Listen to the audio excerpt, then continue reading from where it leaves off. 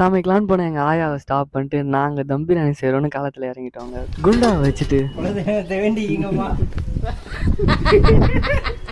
எண்ணெய் ஊற்றி பட்டை லவங்க வெங்காயம் போட்டு வதக்கணுங்க. வாஷ் பண்ண சிக்கனில் இஞ்சி பூண்டு பேஸ்ட்டு தயிர் உப்பு போட்டு கிளறி ஒரு பக்கம் ஊற வதங்கின வெங்காயத்தில் தக்காளி போட்டு வதக்கி காரமிளகாத்தூள் போட்டு இஞ்சி பூண்டு பேஸ்ட்டு போட்டு ஊற வச்ச சிக்கனையும் போட்டு லைட்டாக லெமன் ஜூஸையும் பிழிஞ்சு விட்டு கிண்டியாச்சுங்க.